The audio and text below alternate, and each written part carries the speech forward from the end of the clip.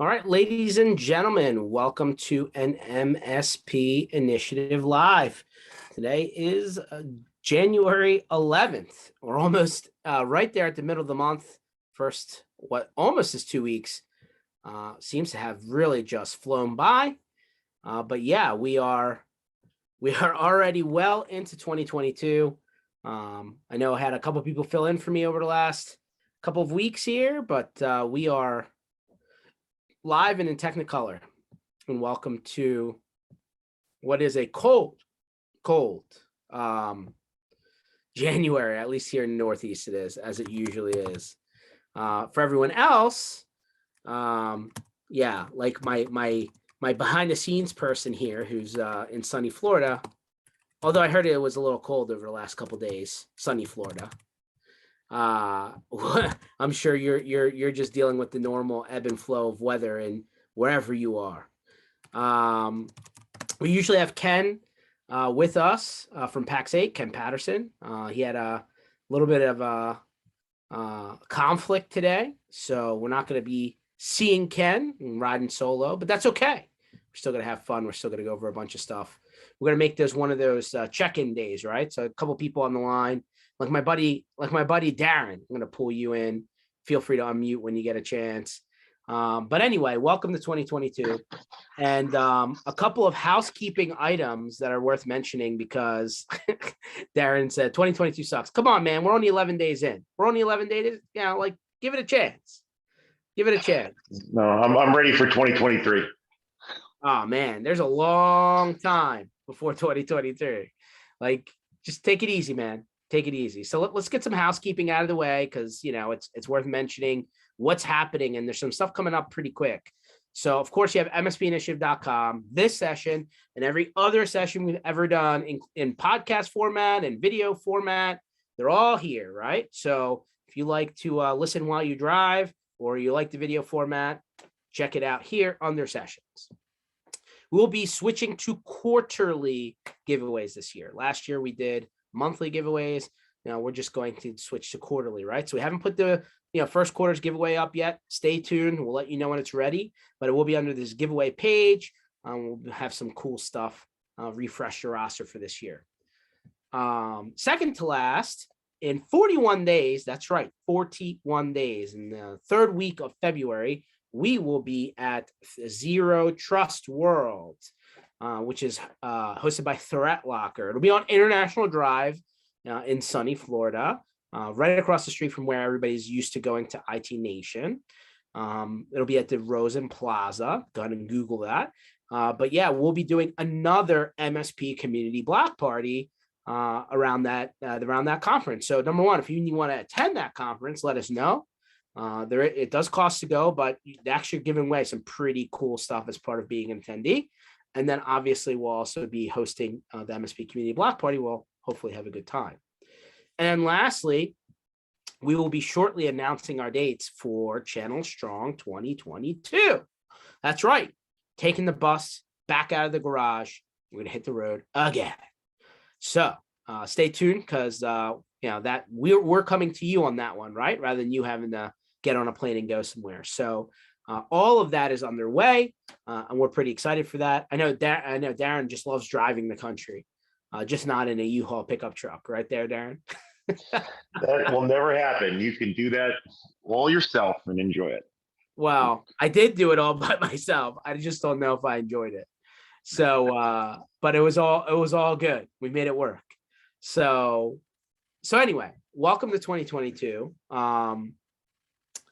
It looks like we haven't gotten too much relief on Microsoft NCE, right? New Commerce Experience. They did push the kind of hard launch stop to June. But for all extent and purposes, this thing is moving forward. They have released all of the SKUs. They're now active and live. A friend Nathan from Machine Logic over there in Denver area said, hey, like end of February, so not this month, next month is the cutoff to get somebody into a 1-year term, not monthly, a 1-year term and not get the pricing increase. Like they'll still lock in under the lower pricing for that first year. And then next year on your renewal date, you will get that Microsoft price bump. So one of two things is going to happen here, folks. Either we're going to get, Hail Mary, kind of miracle occurring, and they're going to change things for the better for us, the Microsoft partner, or June is really the date and you can just proactively get ahead of it and start putting people into a non-monthly cycle, which would be an annual cycle. I don't know if it makes sense to go into a 3-year cycle, but a 1-year term. But of course, you're now handcuffed as part of those new rules where you can't deduct. You can add, you can increase your quantity, and you have like 2 or 3 days to cancel that increase. And after that, it's locked in, but you cannot reduce your quantity count. And you also cannot transfer that subscription between Microsoft partners during the term. So those are a couple of the wrinkles that we talked about in past conversations. So you can either be proactive about it and just say, all right, I'm just going to assume that it's here and let's just start helping our customers save money for a year. Or you can hold out and hope that between now and June, something changes and we can still stay on their monthly schedule without the not just 20% increase, but 20% on top of 20%, 40% ish, to stay under a monthly, what we've pretty much been living this entire time. So that's worth mentioning. I will say that on another front, I'm gonna poke Darren here, as long as he's not eating Chick-fil-A, because I'm behind on my Chick-fil-A for the day, Darren. That's my next stop after this session, by the way. For those of you that don't follow, me and Darren, are just collectors of Chick-fil-A points. So, Darren, how many points you up to, buddy? Let me see. Let me get into that. Let's see. 91,849. Yeah. So, I mean, you would think that after enough points, you could buy a Chick-fil-A franchise. That's not true, by the way. No, they don't do that, George. That's not their model. I know, but wouldn't it be fun to like in another life, it would be much better to just be own and operate one Chick-fil-A, which is all you're allowed to do, and have Sundays off and be happy as hell. That's how I would do it over again. Yeah, no, totally get it. But so after this, I'll be hitting Chick-fil-A. I'm underneath of you still. I still am at the 50,000-ish point range. I have to go pull up the app to figure out where I'm at, but you're 2-to-1ing me, man. I mean, I'm gonna have to figure out a way to catch up. Just buy 2 meals a day instead of 1. Do some catering, cater for your staff. I mean, that's the easiest way. We do. I tell Sade this all the time. Make sure to do it on the app, because then we get points. She's probably doing it on her own app. That's what I'd be doing. Yeah, she figured it out, right? She's just a big chicken fan. I don't know about that, by the way. Anyway, she's more of a seafood fan, but she'll tell you that. But who doesn't like chicken? Anyway, so obviously Microsoft NC figure out how you want to address your customers and figure out how you want to handle it. But a lot of customers have since been raising their hand saying, she did say, it's true, I'm a seafood fan, but you can't go wrong with chicken either. See, I told you. So a lot of customers I've been hearing from MSPs have been raising their hand saying, whether they read it in an industry publication, whether they ran into a news article, but a lot of it has been more verticalized recently, at least the examples I've been getting, where they're starting to hear peers in their own circles get hit with things like ransomware, get hit with things like, cybersecurity related topics. And then they're starting to raise their hand saying, hey, can you get me any information on this? Or do you have a proposal you can get me on adding stuff? And like, man, over the years, how many times have I said, man, I just don't think that customer's going to pay. And now they're coming back saying, I don't want this to happen to me. What do I got to do? And it's just the flip is starting. The script is totally flipping now, where the customer is now in a position where they understand that they don't want to be that guy in that article, right? So a lot of it comes back to just blocking and tackling, right? I hate to say that security is a little bit of a vaporware type conversation. There's just so many products out there, and a lot of them do overlap. But at the end of the day, do they actually help you, right? It's about lowering your risk. We keep on saying that on these sessions. So, like Darren, for example, you brought on a product recently, I think at the end of last year, Dropsuite, right? And one of your big things when you were concerned, I think at the time, was making sure all your 365 accounts, and not just 365 email, but like OneDrive and Teams and SharePoint, were all backed up, right? And like that's like a simple checkbox that like so many people don't check, yet it's the first thing you should do.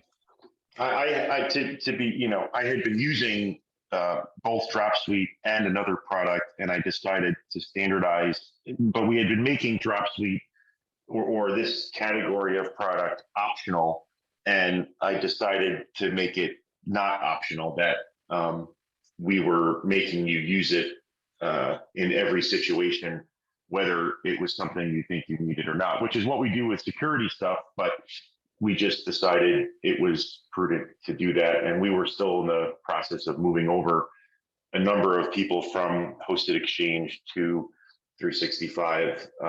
So we were making it mandatory.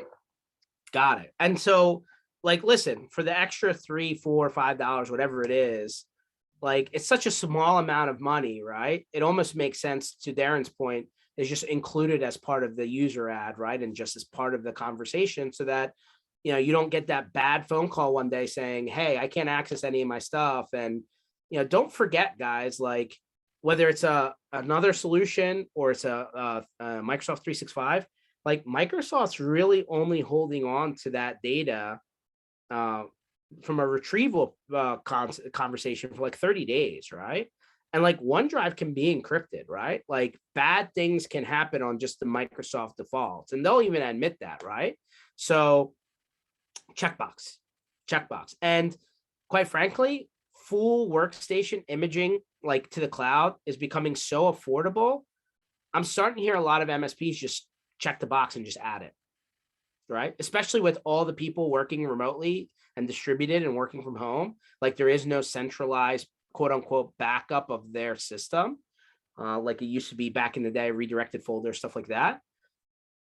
I'm starting to hear a lot of MSPs just say, hey, I'm just adding it to the per device cost or per user cost, right? We're just adding an imaging agent onto the device, and we just start backing up straight to the cloud. So, like, a lot of the stuff's come, it's like flat panel TVs, right? When they first came out, they were like $5,000 a TV. Now you you can go, forget Black Friday, just go into any Walmart or Best Buy, and you just see TVs in the middle of the floor on sale, right? So you can get them for $150. The prices come down so much. George, those aren't the good ones. Just be clear, okay? You still No, got to spend a little. I got you. It's not the 4K, right? I got you. But like, it's also not the tube TV that one of my guys just went and picked up in the back of his station wagon either, right? Like, like it's a flat panel TV, 1080p, whatever. So my point to you is, because the price has come down to what should be reasonable, right, or affordable now, these are things that you should just automatically be checking, right? And like, I find it very interesting that with all this concentration on security, right? Security. The regular stuff that all of the IT service providers and MSPs had to be, been doing this whole time, that didn't just stop, right? Like, the help desk calls and the regular, Microsoft application support, and like your computer's running slow, and like all of the other stuff that normally pops up just in the day-to-day, like, that didn't stop just because you're concentrating on security, right? So like, I find it very interesting, the people who are like, yeah, I don't even sell that anymore. I'm like, how can you not sell the infrastructure and the plumbing and all the other stuff that comes with making sure that they have a working solution? You can't, like, don't get too verticalized that you're just selling one thing, from a security standpoint. You gotta, have a holistic approach. And I'm sure that's not falling on deaf ears, right? Coming out of, the pandemic years here. I mean, having a lot of flexibility and Swiss Army knife approach really keeps people in a better position than narrowing how you generate revenue, right? I think that's super, super duper important. One of the things that's, I mean, again, I'm coming from VoIP land a little bit, but that's just one part of it. I mean, the DDoS attacks are pretty or similar style attacks are pretty like front and center still, right? Coming out of 2021. I mean, obviously we heard bandwidth.com and a lot of those other guys, but like how many times did AWS or Google or Azure go down in 2021? Like a lot, like more than we want to admit, right? Because major companies are doing not just the tools we're using, right? Not just your, RMM PSA vendor. I'm talking about the stuff that people use every day, right? The Netflixes and the PayPals and the Venmos and the whatever, like that kind of like Ring doorbells, right? Like that kind of stuff was affected. So like, I know it's an age old story, but like people almost like, oh, move to the cloud, move to the cloud, move to the cloud. I'm not anti-cloud here. I just want to be very clear. I'm not saying I'm anti-cloud. But like that conversation with just because it's on somebody else's server in one data center or region, it's the same problem more or less in the server closet, right? If that data center goes down, now what? You just hope that it goes down less than the closet. Well, in 2021, there are a lot of people that said, no, my closet stayed running more than the cloud. I hate to say that. I'm not saying that, but like multiple regions have to be part of the design if you're really going to put all in on the cloud. And this is one of the questions that you almost need to ask your upstream vendors, right? Because you're selling SaaS and software as a service to your customers. And then when they have a problem, they come to you, right? You're the one that's selling it to them. And it's not you, right? And we talked about this. We have people like Brad Gross on who's like, hey, don't white label everything. Be a little bit transparent and say, if it's Microsoft, if Microsoft's down, here's a link to Microsoft being down. It's not me, right? I'm just trying to help you. So a little bit of transparency. George, what he says is don't white label anything. And that's just reasonable advice today. I mean, that's always how I've done things. And I think anybody that's white labeling anything is just totally, as he says, asking for a total disaster. Well, unfortunately, Darren, it still comes up in conversations every day. Well, can I put my logo on this? Can I brand this? Can I put my URL on this? Can I completely just make it, DarrenCloud.com? Yeah, you can, but people, all I'll say respectfully is people that have that approach need to wake up and look in the world around them, because that's a 10-year ago way of doing things. So yeah, I definitely do think that there's something to be said for making sure, making sure that you go back and revisit these things. Some of these things you've been doing for a long, long time. You've been working with these solutions for a long, long time. Even just something as simple as QuickBooks, right? They're trying to phase out QuickBooks Desktop. You go to QuickBooks Online. Okay, if QuickBooks is down that day, it's not you, it's Intuit, right? But like, what's their plan? What's their SLA? A lot of vendors are pushing to go to the SaaS model, obviously, for reasons we all know. But you still need to ask the question. And by the way, just because it's in the cloud doesn't mean that their support's available 24 hours a day either, right? I was working with a customer, from an MSP nature, and their vendor came to them and said, hey, we want to move you from prem-based to cloud-based. I'm like, okay, yeah, surprise, surprise. But then their support was still 8x5. And I'm like, so what happens on Saturdays, Sundays, and weekend and nights if your system goes down and your support's only available from 8 to 5 or whatever? Like, how does that work? And they're like, you just wait till the next day. And I'm like, that doesn't sound good. So I was like, so I told the decision maker of that particular, entity, I'm like, you need to decide if that's good enough for you, or else that could be an issue. Right. So here's Keith Nelson. I'm going to add him because I know he wants to, I know what he's going to say. He's missed me on a couple of times now. So I want to give him his outlet to be able to just put it all out there, Keith. You can unmute when you're ready. I know you're just itching for a conversation about, America's team. There, as you know, there's only one real America's team in all of sports, the Dallas Cowboys. And I think we handled you quite easily.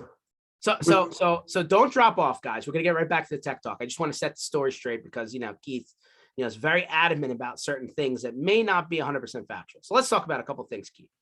One, that was a preseason game. Like, you kept your starters in until the fourth quarter, Cowboys, Eagles in Philadelphia, and the Eagles didn't start 16 of their 22 starters you're effectively starting against the B squad and the C squad.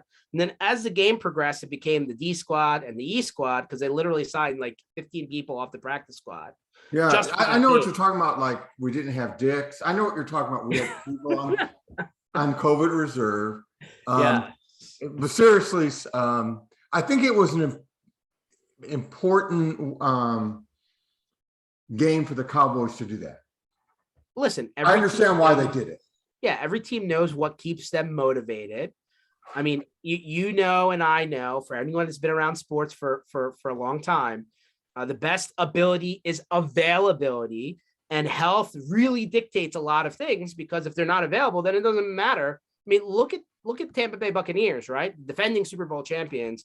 You know, Philadelphia is getting no love going into that game in Tampa this upcoming weekend, and like half their starters aren't available. I mean, I get it. Tom Brady, best of all time. You can, take somebody off the street and make them, into an all-star, but like it doesn't actually work that way. You do need to have some talent on the field. Well, you have to combine it with the right kind of first of all, I think our coach is mediocre at best. I'll give you that. I agree. I don't understand why they even hired him, to be honest. I don't think he's a motivator. I don't think the team comes out ready. I don't think he's good at adjustments. And so I think based on all those things, we needed to go kick the Eagles' ass. Okay. Now, if you put that in context, because you needed to give a younger team without a leader, without a real motivator, confidence. Sure. So I get it. People go, why did they do that? I go, because Dak should become familiar with a few more receivers and options. He needs his confidence. When he's confident, he plays better. When he gets unconfident, that lasts a few games. I mean, you see.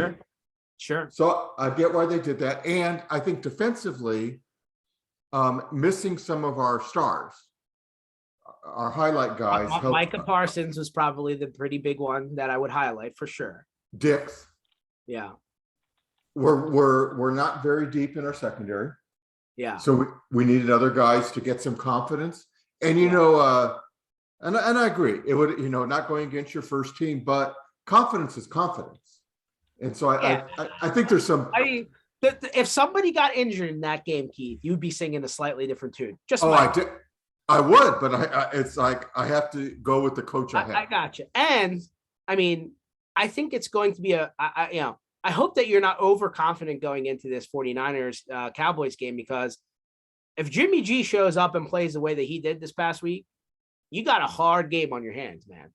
Well, first of all, my son that played college football, so I have to be nice because he was a defensive lineman and he can come kick my ass whenever he wants.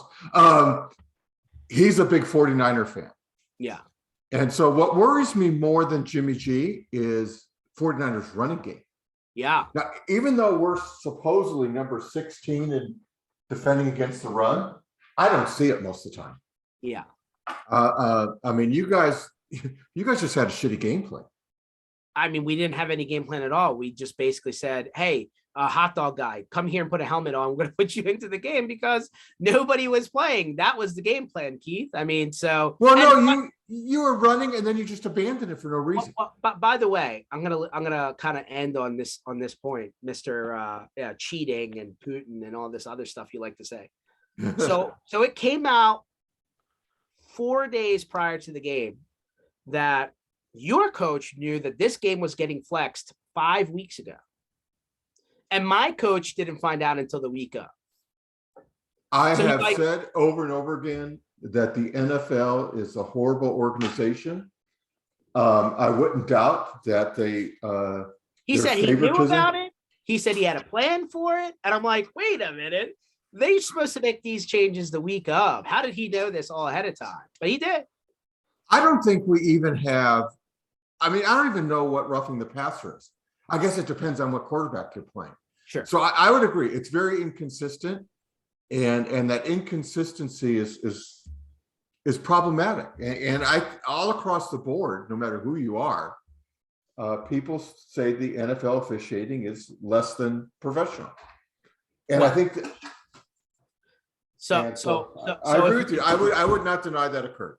So good luck to you this weekend. And and I know that's hard for me to say as I'm a Philadelphia fan and not a big Dallas guru. But good luck to you and your team. And who knows? We may find each other again in the NFC Championship game. I think your team's scary, and I think the Bengals are scarier than people give them credit. Joe, I would not want to face the Bengals. Yeah, they're good. But hey, my team can run. I got 5 active runners on the roster right now going into this game. 5. Well, no, I think besides 5 active runners, you have a solid line and real good schemes.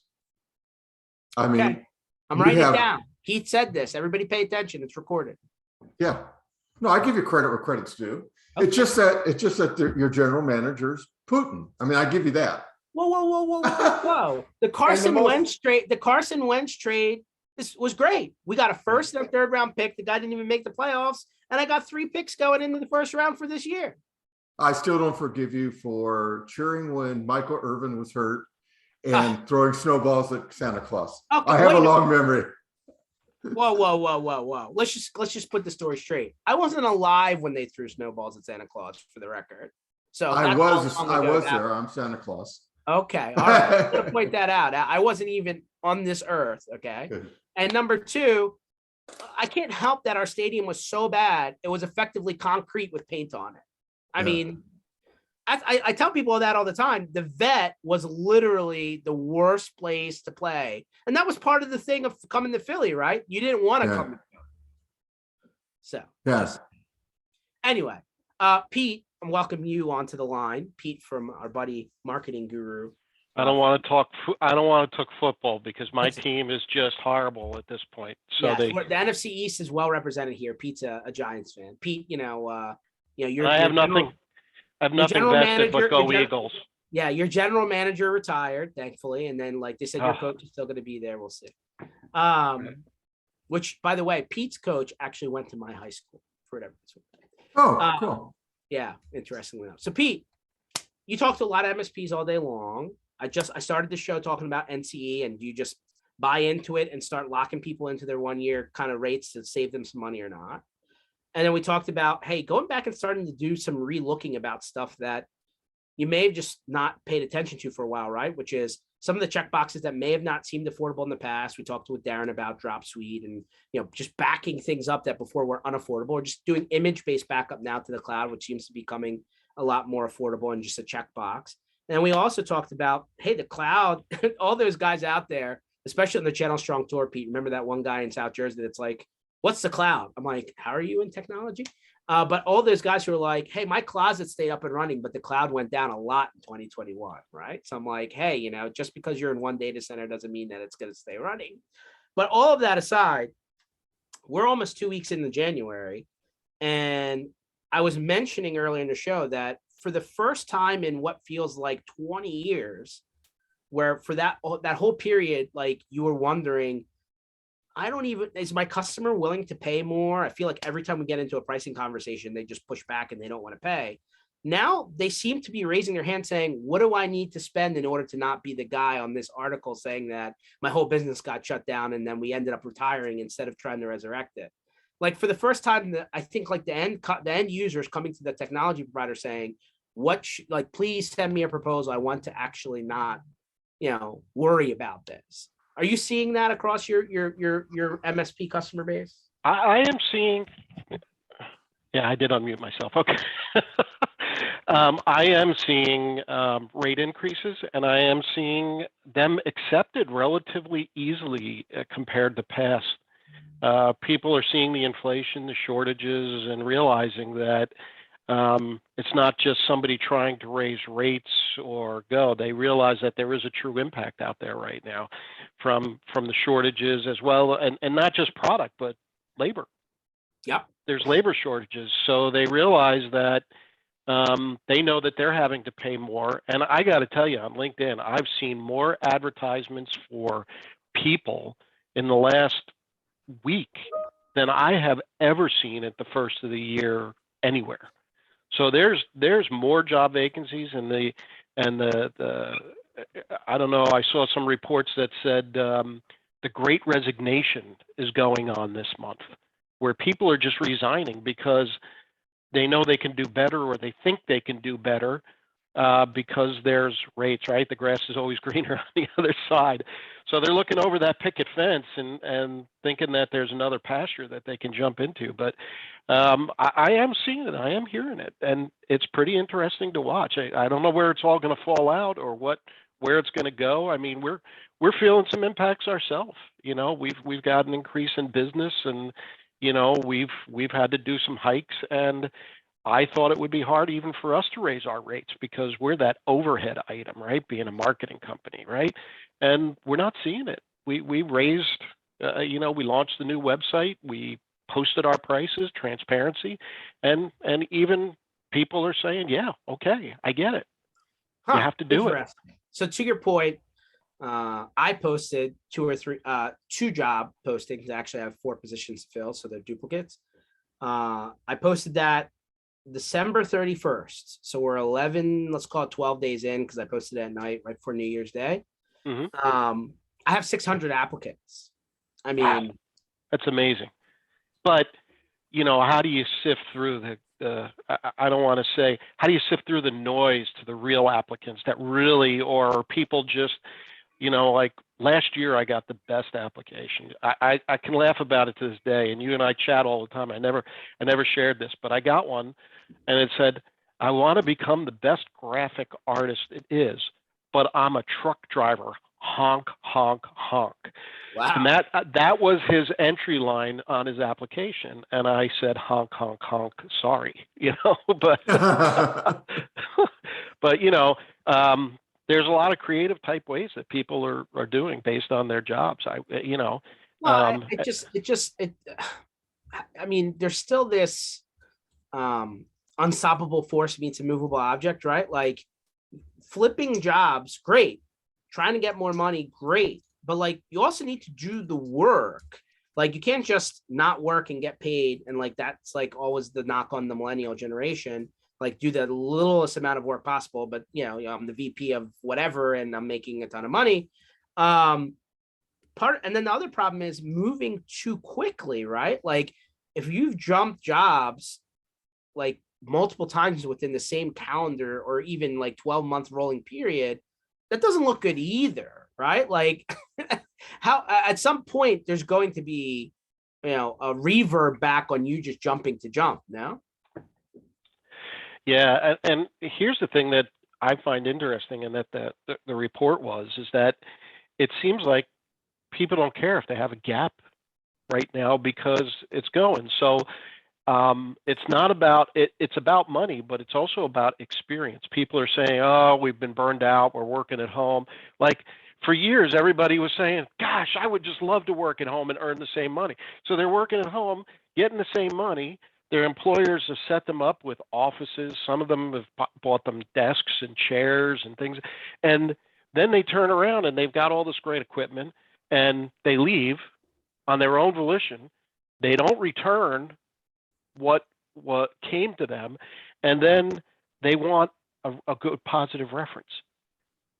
And they don't care if they have a gap in their resume, because there's just so many jobs out there that they feel like it's like Y2K, right? When Y2K came, you were just trying to get level 1 techs just so you could staff the help desk for when that clock struck 12 and everything blew up, and then nothing happened. Right. Very. So they're just thinking that they can command the salary, command the experience, and do what they want with no repercussions. And at some point, that's going to fall back, and these people are going to sit here and say, wow, now nobody wants to hire me. They'd rather do without than bring somebody in that's had gaps. And there was another big article about gaps and how gaps don't matter right now because people are starving to fill the billets. I don't know where it goes from here. It's a confused world. Well, and I had mentioned about some of the topics you just brought up in past, cut up across several past calls, but like, the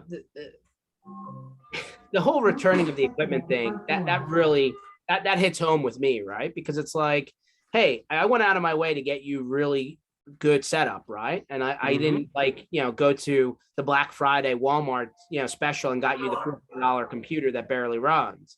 Like, if I spent real money and it didn't work out, well then there's really not an easy way to, even if they agree to it, even if they sign to it, right? Like the whole hold the last paycheck or whatever, right? Like they don't send it back. You got to go through a lot of steps to try and begin the process of trying to get either the value of that equipment back or the equipment itself. And it just seems like that's happening way too often, uncomfortable. Yeah. And fortunately for a company like us, we're small, but I mean, you think about it, we're a marketing agency, right? So we have to pay for some pretty expensive equipment, like, good Macs for people that are doing graphics and high-end type stuff and video are not cheap. So it's a big investment, and we're having to rethink, granted, we only have some of it out there, but moving forward, do we have to change that strategy and just say, you buy something and put it on your credit card and we'll pay the monthly bill as long as you're an employee? Or, what's the strategy there? I don't know what that right solution is anymore. That's almost like the AT&T, Verizon, T-Mobile play, right? Where it's like, hey, like you're going to trade your device in, and then we're going to give you a credit on your bill for the 24 month. Like it's almost the same. It's almost because they're getting the device up front, right? But they're only giving you your money back in slices. I mean, you might have something there, Pete, but very frustrating. Yep. But I don't know what we're going to do with this labor thing. But it's going to increase prices everywhere because the labor costs more, the products are costing more, and at some point the products will catch up. Will the vendors then drop their price when the supply comes back? My guess is some might, some will hold where they are because they've lost so much after the last 2 years of they've got to hold the line to recover a little bit. Although I did read another article on I forget what organization it is, but I think you posted it on the Apple CEO. Yeah. Where he's taking a percentage of increase and his employees median. Was it you that posted that or somebody else? I think I mentioned it on one thing that I posted, but I mean, I know what you're talking about, right? Where those are crazy numbers. Well, I mean, we could get into a whole other conversation about proper compensation and what's right, what's wrong for the people in charge versus the people on the front lines. I mean, especially in corporate America, right? Where these guys I'm going to say Roger Goodell. Keith might go off on a tangent, but that dude's getting paid $64 million a year. I mean, it's not a small amount of money for one guy. So now you're talking about somebody who's, in charge of a major tech company. I mean, they're pulling in tens of millions of dollars, if not more. I mean, Jeff Bezos, right? I mean, guy can't give his money away fast enough, or Musk, right? I mean, so on and so forth. So bottom line is, coming back to MSP land, right? How do you handle all of these people trying to, who want remote jobs, and then like nobody actually wants to go out in the field, right? Like at some point, something will break where hands are required and nobody wants to go out of their house. I mean, somebody has to do it, right? I don't know the solution with that, but that's, I was talking with one MSP and I said, how are you? We're all concerned with cyber liability insurance, and we want to hear from the cyber. I said, but here's another lawsuit that's waiting in the wings. I go out and I do service for you, and I get COVID. Now I have something else, and it's going to come back to you as an insurance play. And are you even thinking about that? And they said, you know what? I don't even want to touch that subject. I don't want to do webinars with insurance guys that talk about that subject. Let's stick to the cyber. Right? Because they're afraid to set the seed that could happen. Sure. And it's a reality. So I think there's just the costs are going through the roof, and it's just, I don't know. I don't know where the top is before we get back down. Sorry, I had to step away. I had to let my pond guy in. We're redoing some in my koi pond here in the ghetto. So I'm adding a bigger waterfall and some other stuff. That's okay. I brought up the word Roger Goodell. I said I can't wait for Keith to go off on this because he makes $64 million a year as one man, right? That's not like his department, his team. Like that's just him. And that's a lot of money. That's a lot of money for one guy. Yeah, I think it's way too much. But I think what Keith really said though when he came back into the conversation was, he had to leave us because he had bigger fish to fry. He fried his fish, so he came back. There it is. There's that peak humor we all know is not. Yeah. So I'm gonna poke on Darren because he's been quiet eating his Chick-fil-A in the background. So Darren, are you worried about what the 2023 premium for your insurance plan is based on what you saw in 2022?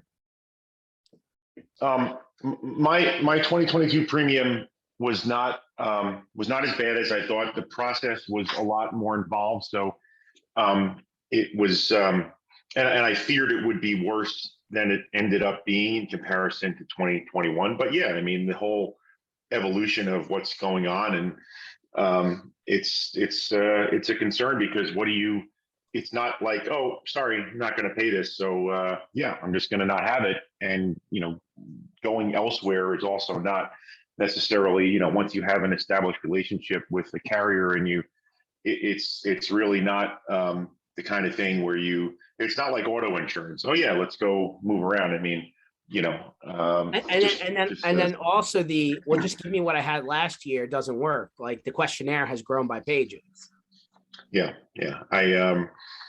I will start the process earlier than I did, and I actually hope for some potential change in my particular situation with a lot of one of the things that I had brought up, and I mentioned it directly to the carrier, the agency I use, is we don't have a centralized office and have it in a very long time, and a lot of the questions were, I mean, a good number of them were related directly, if you were following them.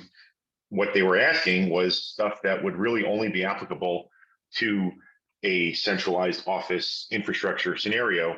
So I hope there's some evolution in that as more people go down the road of getting rid of their actual offices and doing things in a more distributed way. So we'll see. Yeah, I think you have an interesting dynamic, and I consult with some legislation in California. So you have an interesting dynamic. You have a business that's undefined.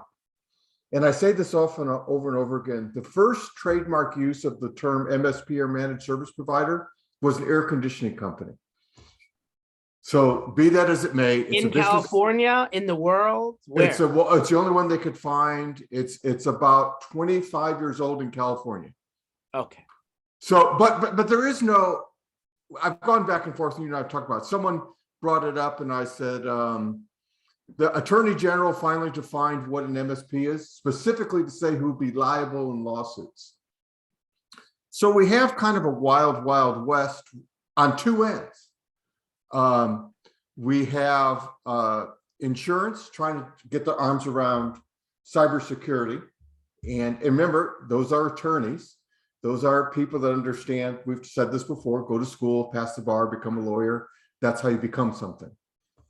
And so we're in a wild where they don't know how to assess us either. So I have found, in doing some of the forensic audits I've done, is you can really lead an underwriter and a claims adjuster if you know what you're talking about. So just remember that when you're filling out the application. You can actually teach them because they don't know what they're doing. So you do that with whatever, however you want to take that. But well, I mean, listen, my problem is, Keith, the people who, like, these insurance companies have clearly gotten help from the outside to redo their questionnaires, but the questionnaires are written in such a way where they're very one black or white sided, right? Meaning like, hey, do you have MFA on every network appliance in your infrastructure? And it's like, what if the device isn't capable of being accessed? What if it's a dummy switch off the shelf that isn't managed? It's unmanaged, right? Exactly my point. Exactly.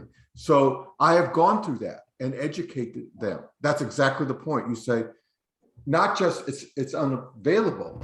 You explain why it's a mitigated risk factor. You say it only does this, this, and this, and here's the perimeter we have around it.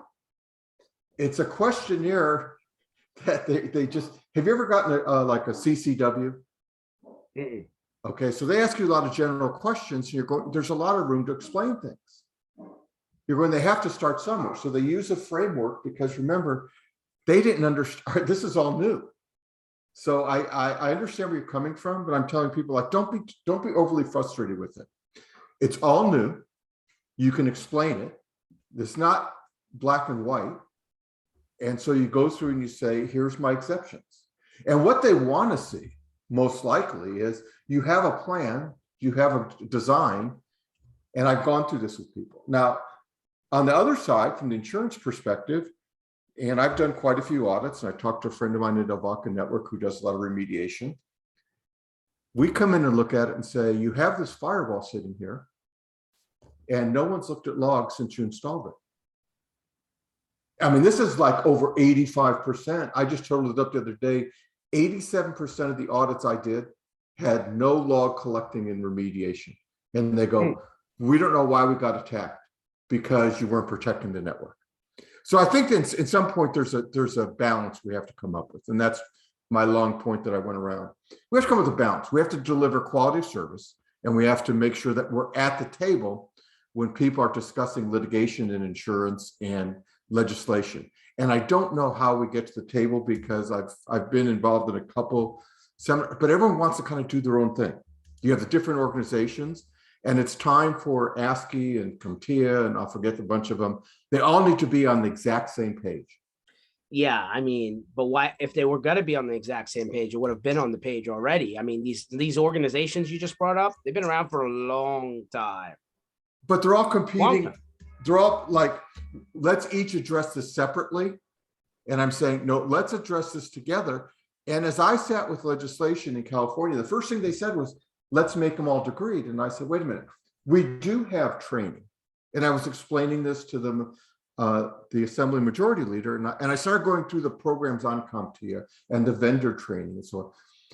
You know about that. I know about that. The legislature doesn't know about that. Sure. So, well, I mean, yeah,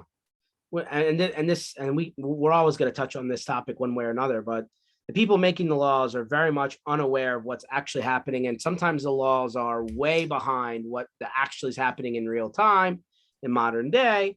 And the people who are writing the law have no realistic understanding of, what's actually there and how it works. So I can't tell you how many times when I hear judges make rulings and they're like, in their closing statement, they'll be like, I don't like technology. I don't want to like technology. I don't want to know about technology, making somebody else's problem. Boom. And you're like, what? What did you just say? Like they just made a ruling to make a ruling, and you're just going to have to take it to the next guy upstairs and let him figure it out or her figure it out. Yeah, but so, you know what? I'll tell you a little variation on your theme, which is very true. Someone's advising it, and it's not us. I sat there and I looked at the people that beat us to the table, the insurance companies, because they're basically saying, you're forcing people to get insurance, and we don't want to be liable for people that can't secure the networks for our customers.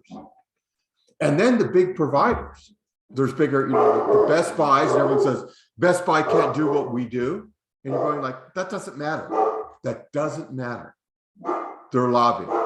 That's why when I sat in one of the groups, I said, I wish you guys would all get together, every one of the big industry groups, and let's lobby our position. And which is simply, let's go out and educate legislatures in our jurisdiction. Hey, I may not have a degree, and remember, I'm a guy talking with degrees. I may not have a degree on my wall, but here's why I can do what I do. And here's the processes I follow. And here's how my industry, which is made up of vendors and associations and community, how we educate ourselves and keep up to date. Otherwise, you have the people that have money, academia, which says, oh, wait, we want people to have to buy degrees from us. So they're legislating. We have insurance companies that say, we want an excuse not to pay claims. So they're lobbying. And we're sitting there at home going like, this doesn't sound fair. You're going like, well. Yeah, claims not getting paid out. I mean, that's the worst case scenario, right? I mean, that's really what it is. I mean, despite, the larger issue of what started a claim, but generally speaking, right? Like I'm going to bring back up a point I brought on earlier in the call. There are things now that have come down in costs, right? I've used the flat screen TV, analogy. There are things now that have come down in costs that, let's say your entire system did get ransomware and it is distributed, but for $10 a month, if you imaged every computer to the cloud, and you could restore back in a day, like, okay, so you lost a day. I'm just throwing a number out. Usually it takes more time, but let's say you lost a day of productivity.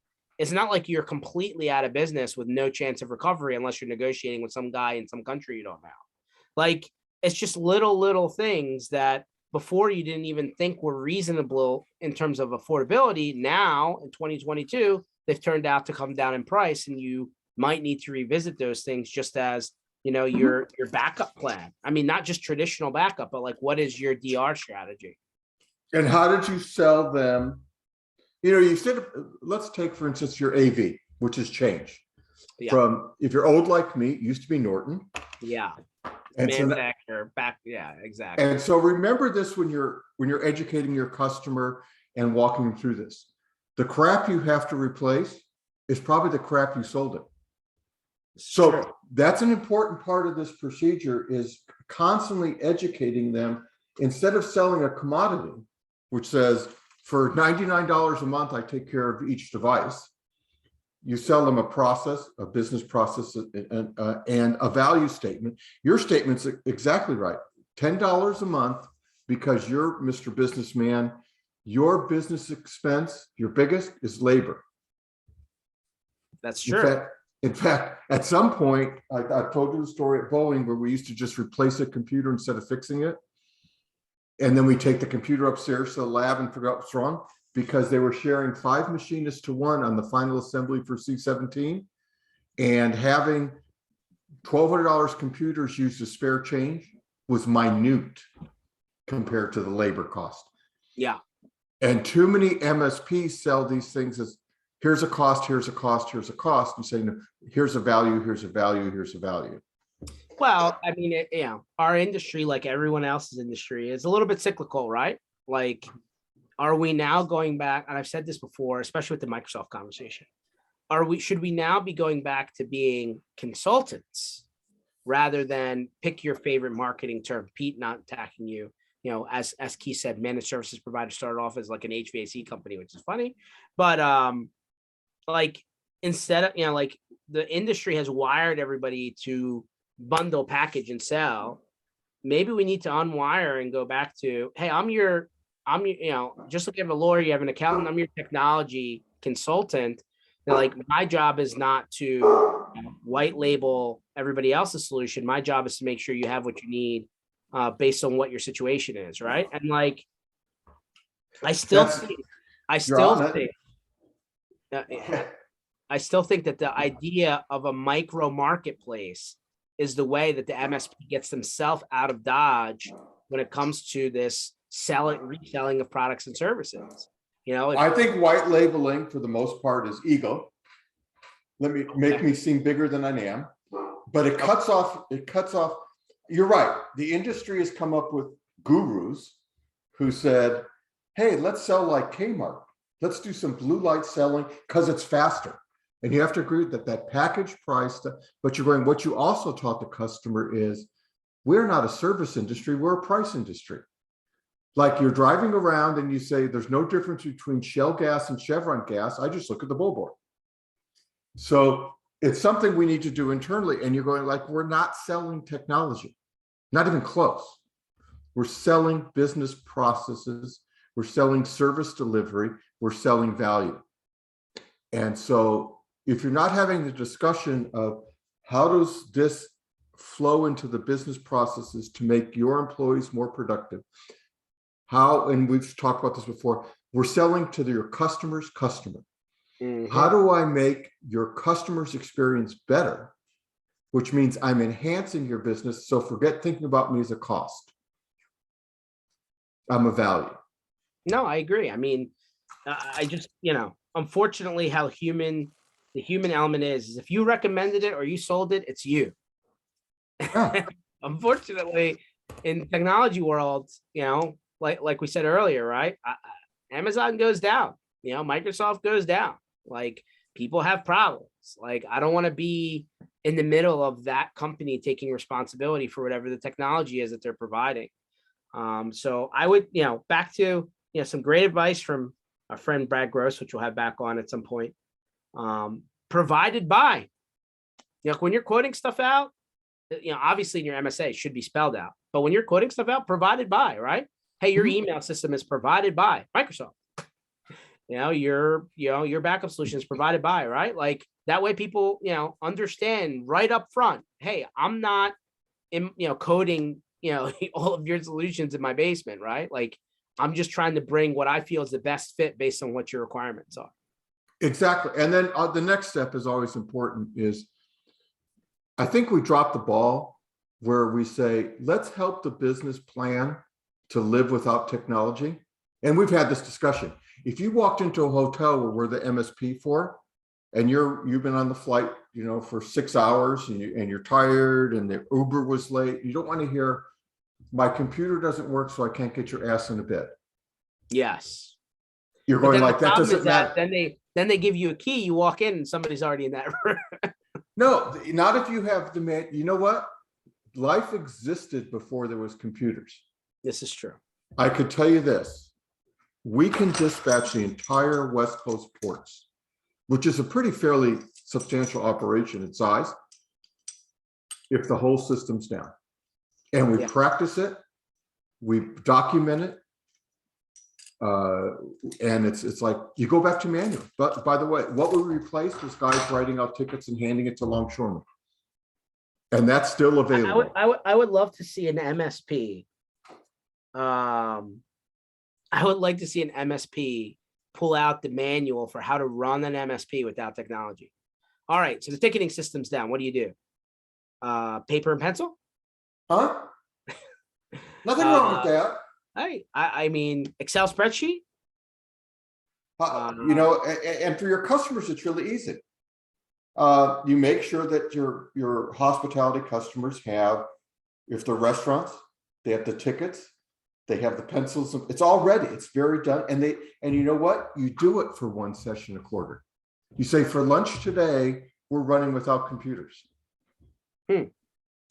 I would love to see what the exercise is for an MSP to run for a day or a half a day without all the technology that they use to run their business.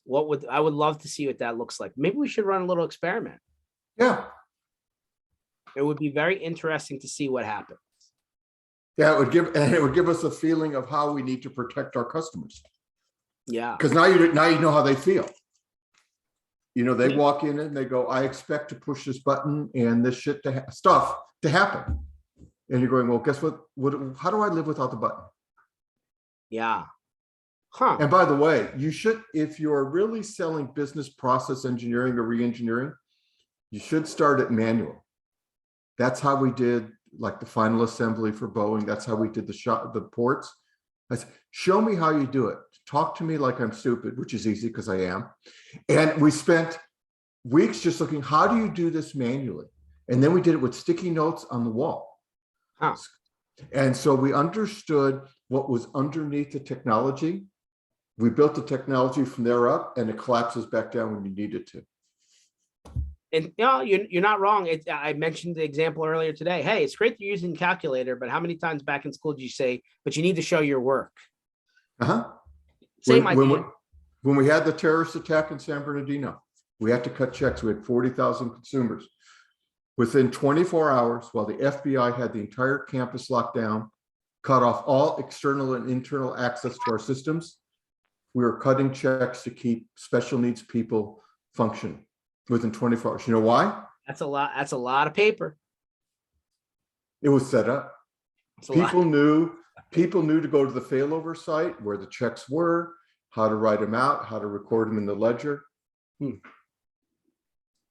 We should sponsor a little exercise. And I love all these guys that do all this security, capture the flag stuff, all this. Hey, show us how you run your MSP without the technology that you need to run your MSP for a day. What does it look like? I would love to see it. We should make a little exercise out of it. Yeah, you're the man. You could do it. Hey, I come up with interesting things. I got to tell you, this morning I went to pick up something from a welder.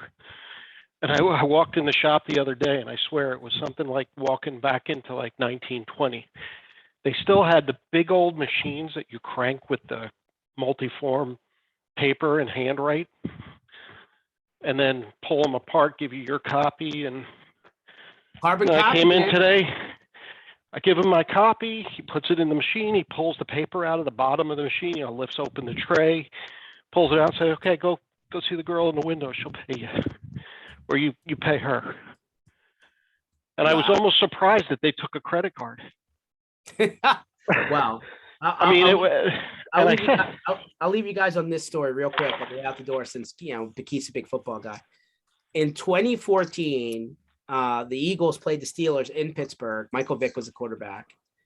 I rolled into the stadium and I found that no stadium vendor, store, anything, even the pro shop, took credit card, only cash. It's 2014, not 1984, 2014. So like if you wanted to buy something, water, beer, sandwich, jersey, whatever, you had this, there was only 4 ATMs in the building provided by PNC. And you would literally stand in line for the ATM machine to get money out, cash, to actually buy stuff. And I'm like, they're literally running like a casino here, right? They got to have a money room. There's counting, like the whole building is running on cash. The next year, so I actually wrote a complaint. The NFL sends surveys out when you go to games. So I wrote my survey. I'm like, this is not right. This is 2014. This is the only professional sporting stadium in America that, when he takes cash. So they actually sent me we apologize. I got a coupon to, NFLshop.com. In 2015, credit card machines in Pittsburgh Stadium. And now in 2022, completely cashless. You can't even pay cash when you go to the stadium. Has to only be on credit or debit. How about that? That is amazing. I'd love to see them go back to cash. Could you imagine all those stadiums going back to cash? Here's the humor in the background: for whom the bell tolls. Think about it. Business.